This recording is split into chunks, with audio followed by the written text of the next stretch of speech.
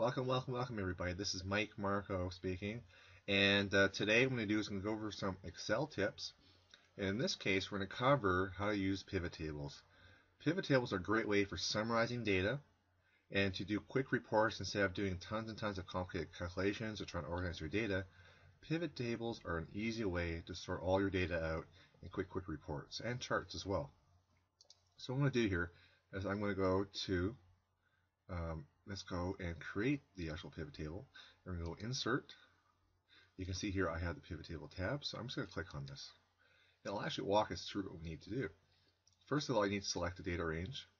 Now, one thing about data ranges, while we're on the topic here, you need to make sure that there is no gaps in the data. You kind of have to make sure all the columns are in a row, all the columns in a row, all the rows are lined up. There's no gaps between them. Otherwise, you're going to have error messages and you're going to be hunting them, and it doesn't quite tell you very easily where to find that error. But there is, in fact, here, let me just show you. Oops, I won't show you here. Escape by this. I'm going to show you since we're on the topic. Go ahead and insert one here. This is what would happen.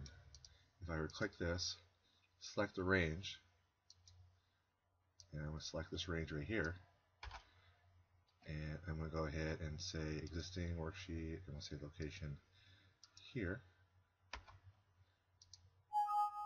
You're just going to say pivot table field name is not valid. That's because I have the column.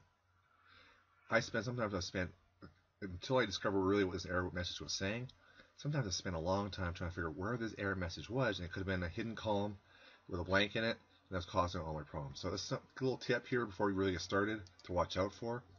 So let me go ahead and cancel that. I'm just going to delete this column so you have an idea when that error message shows up what to look for. So, pivot table, and I have the range that's already been selected. I already determined I want to have it. In fact, let's go ahead and put it over here. Okay. We hit enter. Now I'm just going to go ahead and hit OK. Now it gives me this little table here to put things in. So now you can see here off to the side.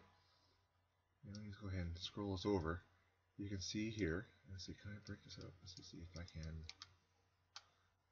It's not going to let me. I thought for some reason. Oh, here we go. So I can actually move it over here.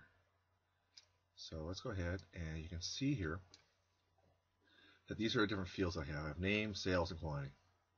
So one quick way of doing this, you can take the name and you can put it where you want to put it, or I can sometimes I just click and drag it over to here. So let's go ahead and put it under the row labels. That's where I want the name to be. You can see here that means they're going to be on the row to the left. And sometimes what I can do here is this is where I get little tricks you can do. Say for instance I want to show the number of times the names show up, because I actually have multiple entries for these names. What I can do is I can put it over here. Let me click and drag it over. And it actually shows me the number of times that name shows up. Count of name. So done that. Now let's go ahead and let's go figure out what the sales are. Now what I'm going to do is I'm going to put the sales right here. And you can see here that it shows up. Now you can notice here that it has, let's go ahead and call up here the, get more space here. Some sales. I can actually format, because you can see it doesn't have it in dollar signs like I had the original values. So what I'm going to do here is if you click the down arrow right by sum of sales, the value field settings, and from here I can go ahead and change if I want to make this. I want to make it a sum, which is doing instead of a count. Sometimes you got to watch out for that because sometimes it show the count, not the sum. I want the sum value. Okay, and I want the number format. So I clicked on that, and just give it a moment here for it to think and come up with the formatting screen. There we go. Let me go ahead and move this over. I want currency. I want no decimal places, because I know my source data has no decimal places. And all I have to do is hit OK. So again, you can see here I get the normal formatting features you can choose here. Hit OK. And I'm going to go ahead and I'm going to say change the name, total sales.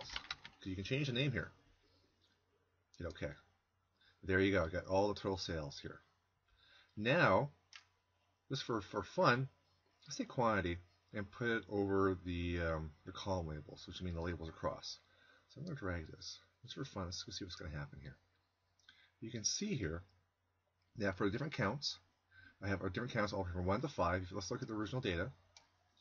From 1 to 5, you can see here the number of times it shows up. In this case here, because we're doing count and count sales, it should always show up once, okay? Unless I actually have the same count twice. I guess in that case, it would actually show up 2. So let's go ahead, just for grins, let's go ahead and say, let's take, let's see here, Joe. Joe's on here twice. Let's make this a 3. And now to refresh it, you have to, this is one of the tricks too you gotta do, is you gotta right click it and hit the refresh. Now you can see it shows up as a 2. So it shows here for the 3 frequency, the quantity, it shows up twice. Okay, and then same thing with the quantities. You can see here, for instance here I have a quantity of 5, so 780, it shows up here. Now remember we're doing sums, so we had for Joe, we actually have twice. So this is actually the sum of both values. And there you go. Okay, so 520. You can see Joe for the number 3 it should show up here is 520 because it's the sum of these two added together. Okay. Now I'm going to clean that up here because I don't really like the look of the way that's the values are coming in there. So I'm just going to go ahead and get rid of that and cleans it up. Okay. And oh, look at that. I think I grabbed the wrong one. So let's grab this. Grab sales, put it over here. Oops, sales. Just tell you what, let's go ahead and just do the undo. There you go. It goes back to originally where I want to have it. Okay, so you can see here how quickly you can make up a chart like this. You can see if you use look at the data you're using today, the type of reports you're doing, you can see the value and how quickly you can create a chart like this. Always remember when you update the data, do a right click, hit refresh. There's tricks the way I do it, actually automate that, but that's for a topic for a future tutorial. So I hope that's very helpful. If you like tips like this, you want to learn more, please subscribe to this channel and like this as well, please. I appreciate it. And let everybody know what's about this tutorial. So thank you very much and have a great day. Bye.